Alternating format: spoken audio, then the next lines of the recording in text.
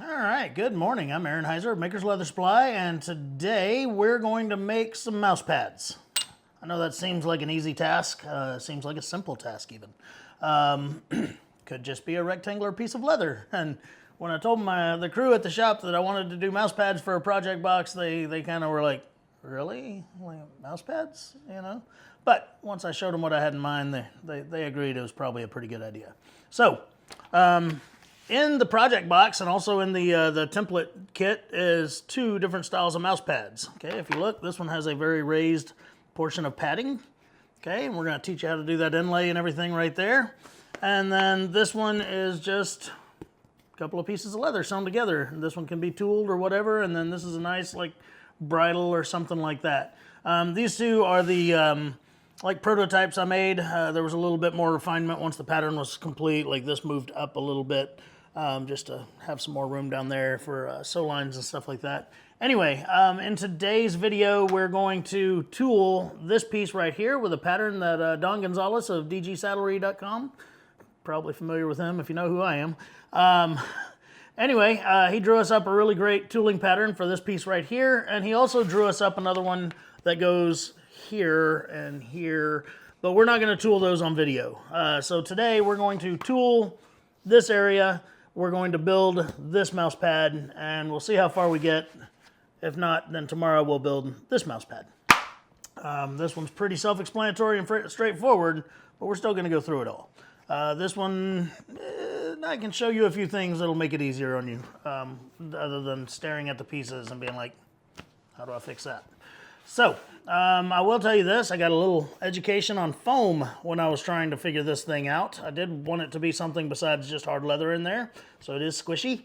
I learned a little bit about foam, and yeah, there's a lot of foam out there. You can't just order foam and expect it to show up to be the kind of foam you're looking for.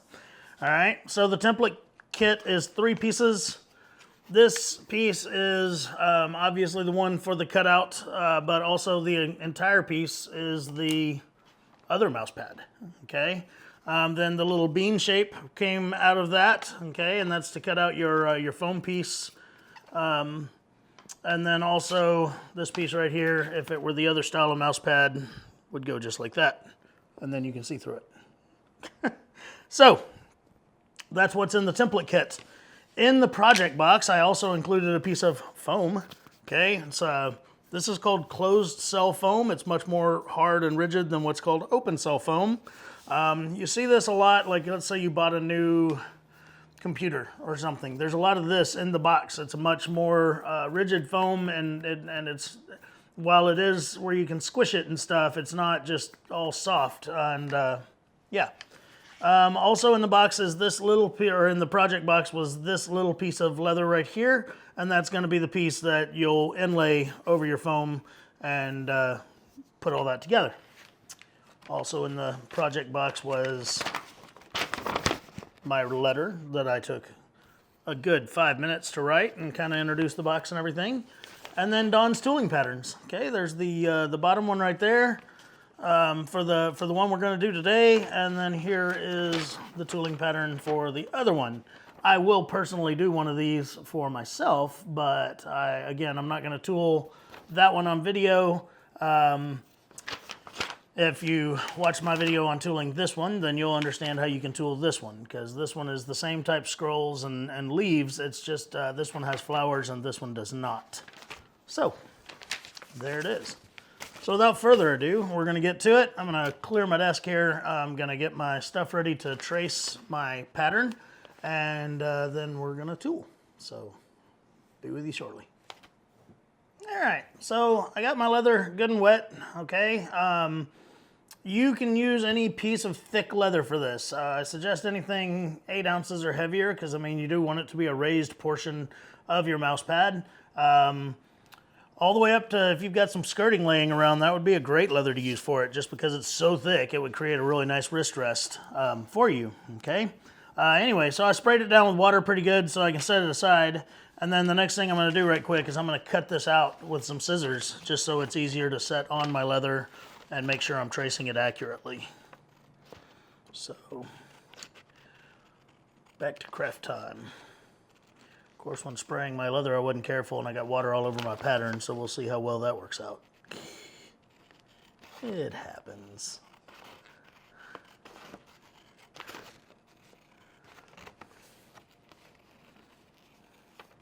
Trying really hard to cut this out without sticking my tongue out of my mouth and, you know, doing the whole kindergartner with a crayon thing.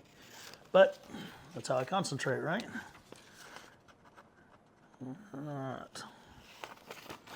I'm not going to cut out the bow shape here. I know if I've lined all the other edges up, then that edge will be pretty lined up too. Get that off my desk. Use that scrap paper to wipe up the water I've dripped everywhere. Okay, now I'm going to turn my camera down so that you can see my project. I am using a new camera, and this one has a microphone. Like there's a microphone on my shirt. See, right there. And anyway, we're going to try this out and see if it can't help us get some better better quality videos, I guess. I don't know what to say. Better. I want to be better. I want to be better for you. I want to be better for me. Just want to be better. Okay. So I got that laid on there, and I'm going to take my handy dandy stylus, and when I'm tracing a pattern like this, I always start out with my flowers, and then I do my leaves, and then I do all the scrolls. So here we go. While I'm tracing this, I always trace and then cut and then bevel all the foreground first, and then I work my way into the background, meaning like the flowers are on top of everything else, the leaves are on top of everything else, and then the scrolls and stuff are almost like background, so I'll do them last. So yeah. The other thing is, you notice I've just got, this is just a regular piece of printer paper that I'll set right on top of my wet leather. You can put some tape on the back of it if you don't feel comfortable doing it this way. You know, I see a lot of people using tracing vellums and things like that. I don't have time for that. I just put my paper on my leather and go to town tracing. And the only thing you have to be really careful of is I'm always dragging my stylus across it, because if I go to push it across it, then I promise you I will rip the paper. And we don't want to do that. So I'm always got it at an angle where it's dragging rather than pushing. Okay. So with that being said, I'm going to shut up, and I'm still going to trace every bit of this on film, but I'm going to fast forward it so that you don't have to sit there and watch me, and I don't have to sit here and think of things to talk about for the next 25 minutes. Because I trace slow. Here we go.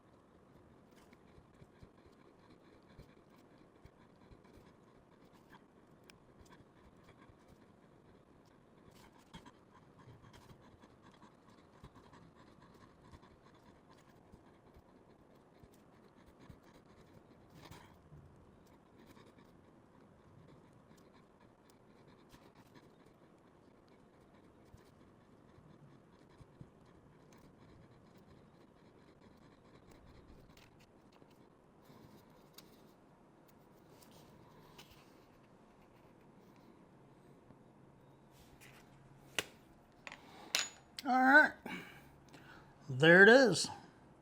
Now I'm gonna take my swivel knife and cut all that out. So, I'll grab my swivel knife and my strop.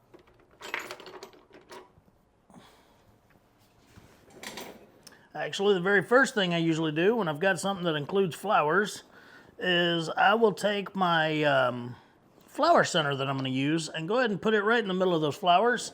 And that kind of tells me where my my cut lines should stop as I go do those petals on those flowers. So here I have a small, this is a Berry King 12 seed flower center, and it's a pretty small one. I'm just going to set it up right in the middle of those and give it a whack. Now, I did forget something important. This is not as important on a thicker piece of leather like this, but I'm going to put some tape on the back of this. Just regular old packing tape. That's what I'm about to use here. And that's going to help this to not stretch when I do all my bevel work and stuff like that. It just, as you tool something, if you're not used to putting some sort of a structured thing on the back of it, you might notice that after some tooling, it starts to become bowl-shaped, you know, and it starts to cup. And yeah, that's because it's stretching. So here's how we keep it from stretching. Grab my knife here so I can cut the extra tape off. I want to be very careful when I use this tape, not to let it curl around and get on the surface of the leather or any finish work that I plan on doing to this, antiquing, dyeing, stuff like that, it'll definitely create a problem with that. I'll have spots, and I don't want spots. So I always cut my excess off so it doesn't accidentally curl around and touch my tooled surface.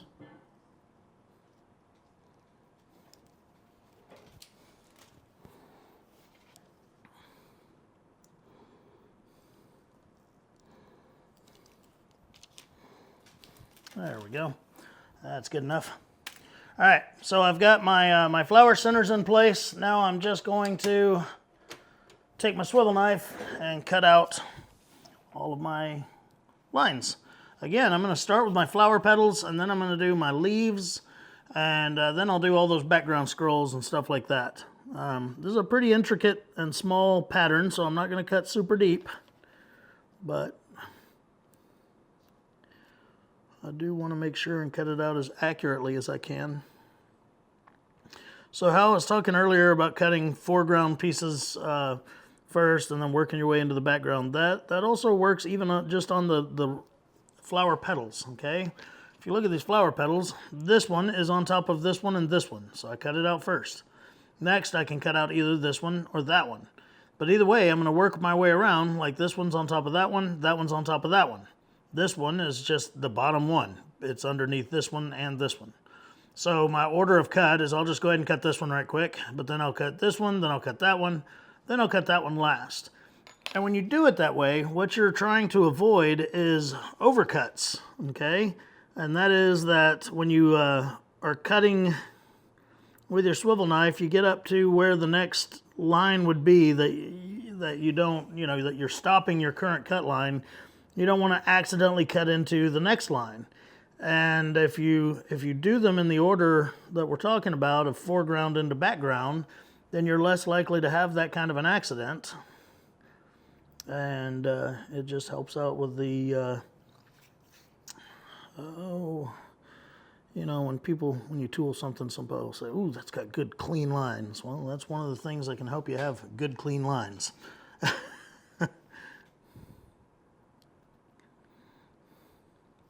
So anyway, I'm sure my hand is right smack in the way here. Unfortunately, with a swivel knife, unless you want to take all day doing some swivel knife work, that's just going to happen. Otherwise, I have to reposition this every single time I make a cut so that it's optimized for the camera's view.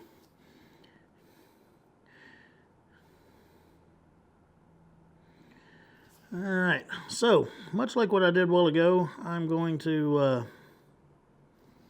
cut this out in a gajillion times the actual speed. And again, I'm going to do this flower over here, and then I'm going to do these two leaves, and then I'm just going to do all the background work. Okay, so no big secret to it. If you want to get better with a swivel knife, Don Gonzalez actually recently put out a really good video just kind of explaining some basics and things like that. Even watching him on that video, I was like, man, I really could improve some of the things I'm doing. One of the things that I watched him do on that video is when he swivels his knife this way or that way, he turns the back of it to follow the knife. And I'm real bad about just, you know, swiveling as I go. And then I have undercuts and stuff like that. So, you know, even watching his video after I've been doing this for 20 years, I'm still like, oh yeah, I need to work on that. So anyway, we can all learn something new. And the day that we think we can't, well, then we might as well give up because there's no more hope for us. I've met leather workers that have been doing this 6 months that have something to teach me, and I sit and listen every time.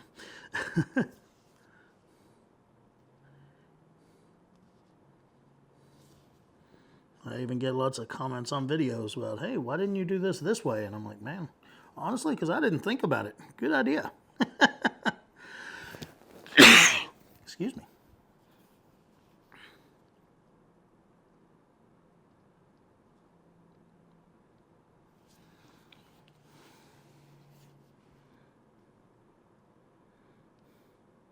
Tell you what I am going to do, though, is I'm going to move this camera over off to the side, and maybe then you'll get a better view of what I'm doing. Maybe. All right, so once again, I'm going to go ahead and fast forward through all this swiveling, and then we'll get to the fun part, which is some actual tooling.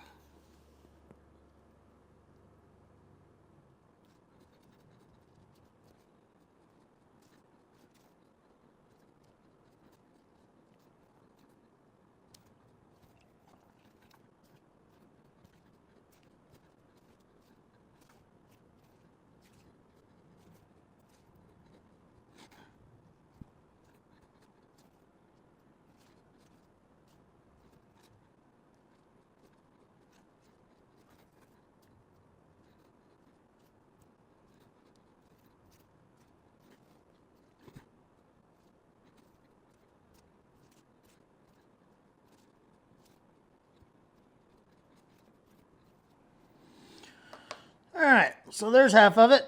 I'm going to go ahead and pause the camera for the other half just so I can save battery life and make sure that I can actually get this done in a day, right? So we'll be back. All right, so I went ahead and tooled the first half of this, okay? Just, it'll save time if I'm not having to explain everything and then do it twice and all that. So yeah, this is a difficult pattern to tool. It's very small. It's not difficult. It just, you know, times like this, I kind of wish I wore like reading glasses or something. I probably should go get a pair. I'm getting older and I should admit it to myself. So anyway, but I did tool it up, and I'm not displeased with the results, but yeah, I really need to practice my tooling a little bit more. I feel like I'm falling a little bit out of practice, and especially with such a smaller, more intricate pattern. I really, like I said, I just need to be in better practice for tooling. I am not the world's greatest tooler, and I am not the world's greatest tooling instructor. There are plenty of folks out there teaching tooling that are far better than me and far better instructors than me, I'm sure. And I highly recommend that you go see one of them. Don Gonzalez, Jim Linnell, guys like that, man, they know their stuff. And I feel like I can tool pretty good, but it's not my forte. I've got other areas of leather work that I feel like I am more qualified to teach.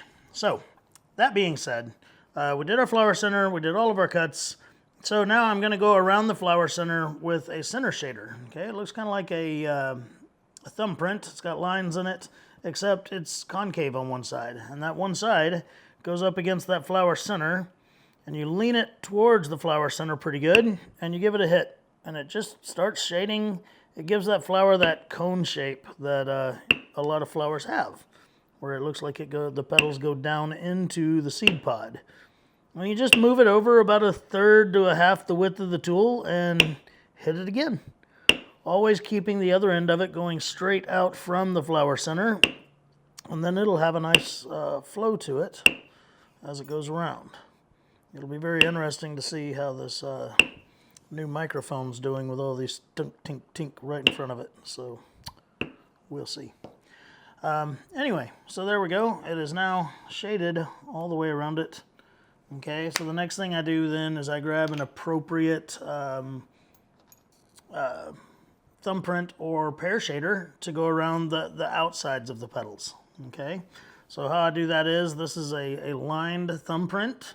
I do use pear shaders on a lot of things, but this is a nice little thumbprint to use here. You can use a lined one, you can use a checkered one. These lines on this one are vertical. You can use one with horizontal lines if you like. I generally, for whatever reason, I like to use vertical lines on my flower petals and then horizontal lines on my leaves, just to mix it up a little bit, I guess. So anyway, I'm going to take this thing and I'm going to put the wide end, say it's got a pointy end and a wider end. I'm going to put the rounded wide end in the scallops of the petal, and I'm going to make sure that the other end of it is pointing exactly at the middle of that flower. And I'm going to lean it towards the outside of the flower and give it a little tap. Okay, I don't need to wail on this. This is an intricate tooling pattern, and there's no reason to go crazy deep on it. The details are going to be there no matter what I do. Okay, and as I walk around this flower petal, again, I'm always making sure that the other end of it is pointing directly at the center of the flower. That helps you have a good flow as you go around the petal, making your indentions. Okay, and I'm just going to keep doing. And I do this before I bevel, so that if I accidentally do it over another petal or something like that, you know, if the tool's too wide for a small area, I go ahead and put it there anyway, and then the beveling will help clean that up.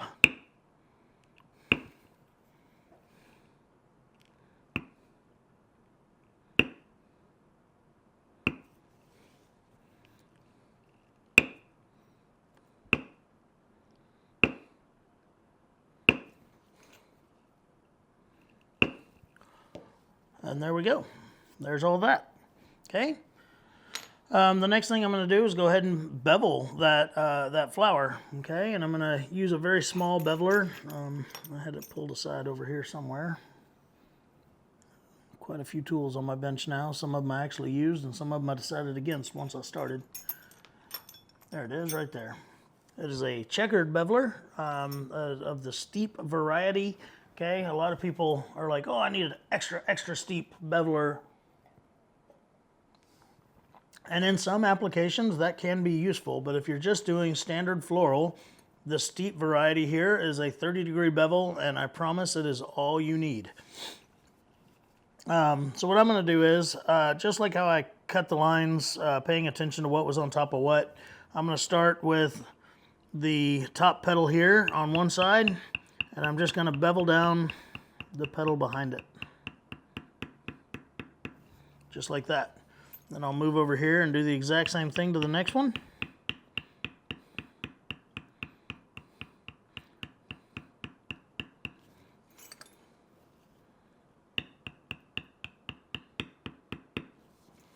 Okay, and then the next one.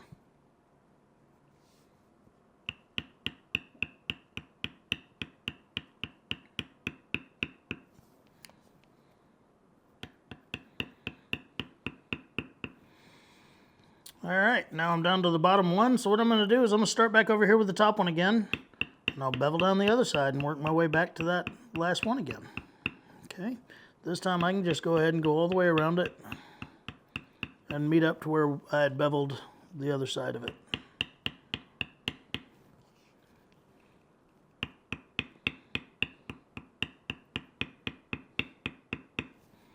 Okay. Now I'll start on the very next one here. And I'm going to go all the way around to where it meets up with the next petal again. And again, I know this is a very small and intricate pattern. It would help if it was a little larger, but we don't have a ton of room here to tool, so it has to be small and intricate.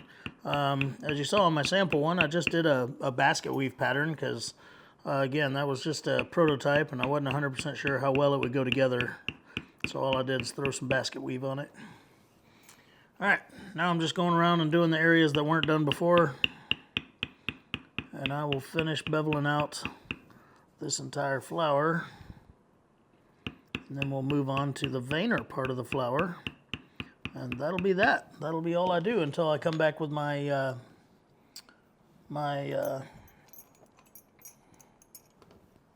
swivel knife and do my deco cuts and stuff. So my veiner I'm going to take, and I'm going to use it kind of as a stop at the base of each of these petals. I'm going to take it and just put it where it kind of the curvature of it flows with the petal. And just give it a little tap. And all it does is right where all those petals mush together at the very base of them, it just gives it some definition. And it really helps with the depth of the flower. So there we go. Minus my decorative cuts, that's it. That's the flower. Now the leaf. I really enjoy leaves. I think they're a lot of fun. The first thing I'm going to do is bevel down that vein that goes down the center of the leaf. Okay. So I'm just going to bevel down the outside of the vein. And I might as well just follow that line all the way to the bottom of where it goes. Why stop just because it's out of the leaf. Okay, and then I'll turn around. I'll do the exact same thing coming back up.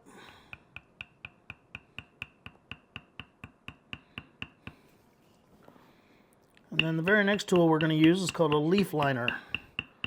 All right, I'll show you what it looks like. It looks like a little trapezoid. Let me find it on my bench. There it is. So it looks like a little trapezoid, okay? And what it is I want to put one of these short sides of this tool where the tool is going up and away from the vein, okay? So it's going down the vein but away from it also, okay? I give it a hit, and then I move it again, give it a hit, give it a hit, give it a hit. And just keep moving down, giving it little hits.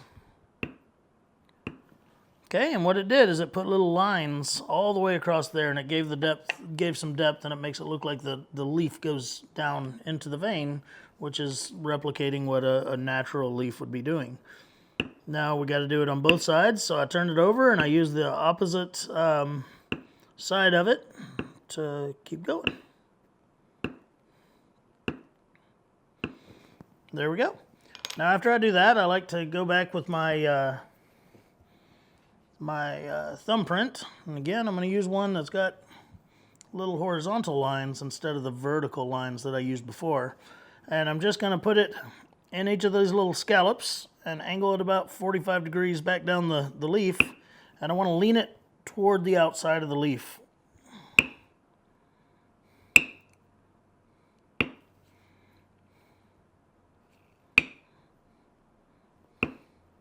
On a lot of leaves that are drawn, you've got a side that's more flat and a side that's more rounded. When I go down the rounded side, I am turning the tool a little bit so that it maintains a consistent angle as it goes down. Okay, and we'll go ahead and put one up here on the edge, or the top. There we go. Now we're going to use a veiner again. Okay, I'm going to use the same one I used for my flower center. That's actually a wiggler. Let me find... let me show you the difference between a wiggler and a veiner since I just talked about that, but I want to find my veiner first. So this is a scalloped veiner, okay? See, it's got these little scallops on the back side, but the back side of it here just has standard lines. The wiggler is actually just basically scalloped on both sides. It just wiggles back and forth, hence the name wiggler. I did use this on part of the other side. I forgot where. When I get to it, though, I know I'll figure it out. Oh, I used it at the base of the flower where the stem is. So we'll get to that. So anyway, I take my my veiner, and I like it when my veins come up and off the main vein there. So I kind of lean them towards the center of the flower, and I go down the vein, and I give them a hit.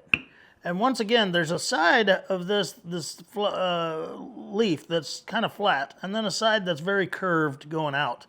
On the flat side, I've learned that I don't try to change the curvature of this tool as it goes around. I don't try to angle it to keep it consistent. I actually keep it flat and straight, and I just use it at the exact same angle as I go back, as I go all the way up. And then on the outside, I'll kind of follow the flow of the leaf and turn the tool as I go down it, and it just seems to work better that way for me. If you try to turn it as you're going down this other side, the flat side as I call it, then what'll happen is it'll actually look like two of those start to cross as where it comes, you know, down here. It's angled way under versus back here, and it doesn't look right. And it took me a long time of kind of looking at it and looking at other people's work to figure out why it didn't look right. And that's what I came up with. So on the flat side, I keep it flat all the way, and then on the curved side, I angle the tool to follow the curvature of the leaf. I sure hope that made sense to you, because now I'm confused. All right, moisture check, okay? Basically, as I tool, I just kind of feel of it, make sure it's still a little bit cool to the touch. It's dried out a little bit, so I just gave it a light spray with water there. And as I kind of collect my thoughts here, we'll get into the next thing. The next thing really is just a whole lot of beveling. We're going to bevel down the outside of the flower, and then we're going to bevel all this scroll work. And then we'll come back and do any kind of decorative type work after that. With the exception of, let me find my little camouflager tool. I was kind of playing with some camouflagers and some of these larger scrolls, and just very lightly decorating them up a little bit, okay? So like right here. And when you're doing this, one thing I've learned, I believe it was Jim Linnell that taught me some years ago, pretend there's a straight line across the back of that camouflager there, okay? And then pretend there's a center point somewhere in your scroll that you're wanting to go around. You want that line to perfectly point at the center of that every single hit. So as I go around it, that's how I line it up. And it keeps the flow going much more nicely than if you're just kind of guessing where to put it and hit it. I used to really be afraid of using camouflagers and veiners until I was taught that. Okay, and I'm doing this before I bevel because this thing is going to kind of go down on the outside of my scroll that I'm working on. And when I bevel it, that'll clean that up really nicely. So,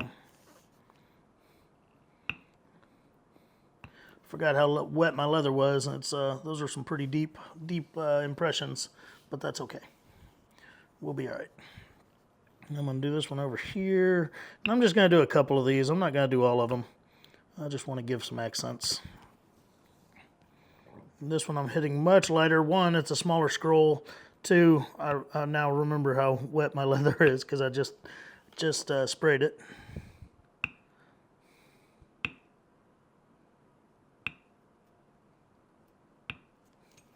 There we go.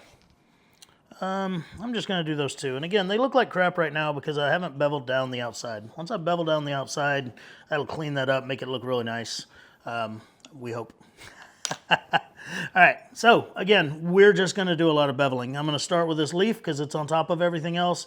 Then I'm going to work my way. I'll do the main scrolls, and then I'll do all the background scroll work and everything else. And once again, I'm going to fast forward it so that you can see it, but I'm not having to talk during it. You're not having to listen during it, and you're not having to sit there and watch me just have 10,000 taps on my my beveler here.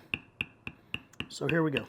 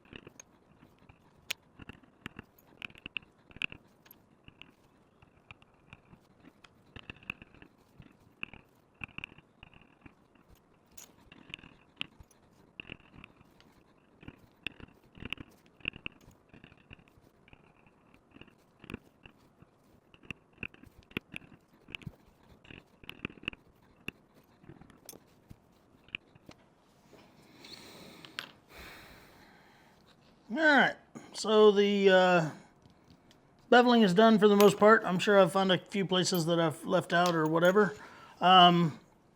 So the next thing I'm going to do is a little bit of pear shading, okay? And I'm just gonna, some of these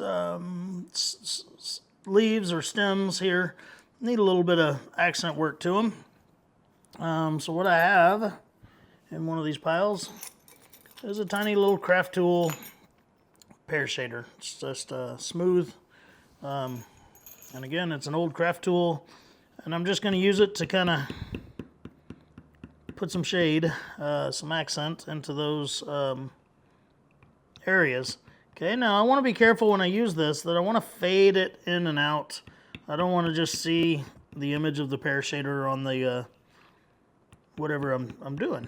Okay, so as I hit it, I'll kind of vary how hard I hit it, and run it back and forth a little bit, and it'll have a nice effect. The other thing I'm going to do with it, let me find a little modeling spoon that I can point at. So each of these things, these scrolls that come over, like this area right here, this is where this thing has turned over, and now you can see the backside underneath here, okay? And so I like to take my pear shader and give it some good depth in those areas, because it really helps with the shading and stuff like that, and kind of helps with the realistic effect of what we're doing. So again, I like to give it some extra love in those areas. Okay.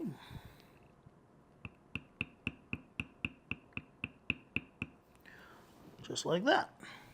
All right, so I'm going to go now. I'm going to use my backgrounding tools. I like to use just checkered matting tools. I did actually, when I started this pattern and saw how small the background was, I went over to the shop and grabbed some bar grounders. Okay, traditionally bar grounders are used a lot in floral tooling.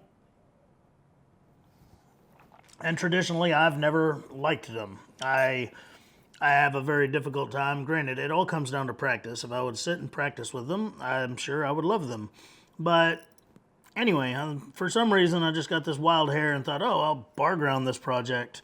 And I started to, and then I was like, nope, going right back to my checkered backgrounders. So, my checkered backgrounders, I'm going to use a couple of different ones on this. This one is a clone of the A98. It's just a little teardrop shape. It's got some fine checkering on it. And then this is one that's just the same tool but smaller and more narrow. And then somewhere around here I have one that's even smaller and more narrow right here. I had Clay Miller make these for me. I really love the A98 stamp. And so I was like, man, I really want a whole set of backgrounders, checkered backgrounders, that I want that one to be kind of like the middle one. So I've got some that are smaller, some that are larger, and their checkering all matches. So anyway, tiny areas require tiny tools. So I'm just going to use this, and I'm going to start with the big one and get all the areas that I can with it. And then I'll take the smaller ones, and like right here, I need to use the smaller one down here in the, there we go. Okay, right here, the smaller one is the only thing that'll fit. So I'll just run it around in that area. Okay, same thing here. And I'm just making sure it's nice and even and smooth as I go around. But I have a tiny triangle-shaped checkered beveler that I absolutely love. And anywhere that I have two little scrolls that come together, I like to put it right there and give it a hit. And it just gives it a tiny bit more depth in that area. It makes it look like everything's not so mashed together. And it's absolutely one of my favorite tools in my toolbox. It doesn't get a ton of use as far as how many areas in a pattern that I use it, but to me it's an invaluable tool because it really helps out in those small, hard to reach places to make sure that everything is nice and even and matted down the way it ought to be. Okay, so I'm just going to grab that tool up and show it to you right quick. But here it is, tiny little triangle beveler. And as a matter of fact, this is the wrong one. This one has lines. I need the checkered one.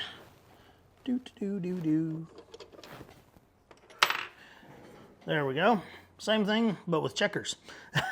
And again, I put it right there where two stems come together, and I just give it a very light tap, and it just puts some real definition in those areas, and it makes it to where things don't look like they're just all mashed up right there. Okay, so as I go around a pattern, it doesn't matter if I do this before my backgrounding or after my backgrounding or right now during my backgrounding, but I do like to do this on patterns and show that depth.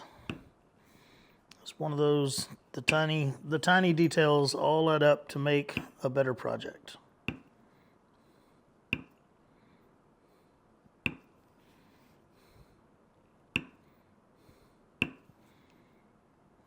All right, I think I got most of the parts that thing would go in. Now I'm going to go back to my backgrounding. Now, I like to do my backgrounding now before I do all my swivel cuts and stuff like that, just because to me it kind of points out the areas that might need a little bit more detail in them. If the background's already been pressed down, then I'm not looking at it while I'm looking at the whole pattern to see, oh, that I could use, you know, this tool here, or maybe some veiners or camouflagers or something to fill in some blank space. It just, after my background's done, those areas stick out a lot better to me.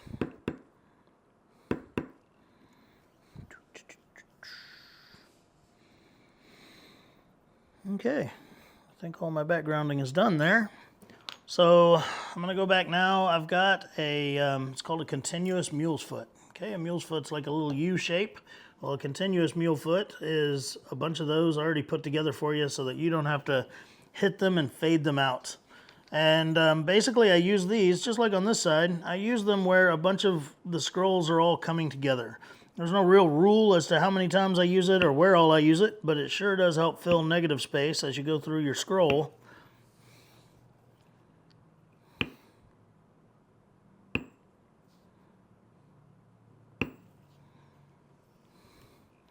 And it just helps to give some definition once again. Okay. Now I'm going to go back and I guess it's time for some decorative swivel cuts. I'm going to go pretty light on them. I'm not going to do a ton of them on this. Everywhere that I have one of these type leaves, I'll just do a little something like that. I'll do one that follows the main curvature and then another one that's longer and more shallow. Decorative swivel cuts are many people's nemesis, and I am included in that many people. I do try to keep them with the flow very nicely and stuff like that, but it doesn't always work. Inside the flower especially, I usually will do like 5 kind of cascading, or like a big one in the middle of each petal and then a couple on the sides of it, getting shorter and trying to fade them out some. And then a lot of the time on that big one, I'll put a little flag at the top like that. And that's it. That's my that's the extent of my decorative cut game. There are some guys out there that just, I mean, the decorative cuts just so make the project, and I'm so jealous. I have practiced it. I have tried to get better with mine, and it just seems to be the downfall of my floral tooling. To be very honest, I really enjoy tooling other things besides floral. I don't know. I've never really gotten along with it, and so I'd prefer to tool almost anything else, cartoons or scenery or whatever. I'm not much on design and flow. They are not my friends. Okay, we talked earlier about the little wiggler tool. Okay, and I'm going to take it and just right there at the base of where the bloom of the flower would be coming out of the stem, I'm just going to put a couple of those little wigglers. It's almost too big of a tool to use in here, and it really isn't even something you can see. But then I'll also take and just do a little bit of swivel cut going down that. And I didn't do that on the other side, so I'm going to go ahead and do that too.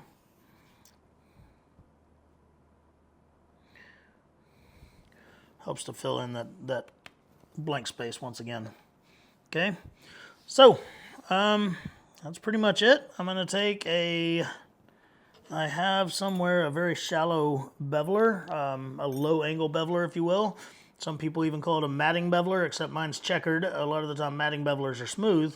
And I'm going to go around the entire outside of this tooling, and I'm going to re-bevel down the outside.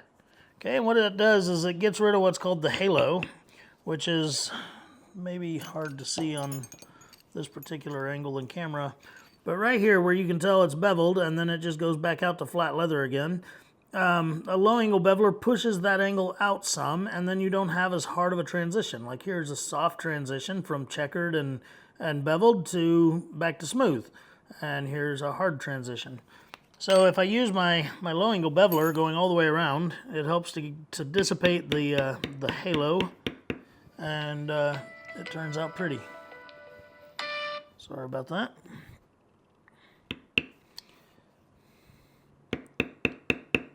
So there we go. That's it. That's what I'm going to do for the tooling on this. I'm only going to put a light coat of oil on this. I'm not going to antique it or anything like that. On the next video, we'll be putting this mouse pad together. So thanks for watching. Until next time, I'm Aaron Heiser, Maker's Leather Supply, and the next video will be posted right after this one. Have a great day.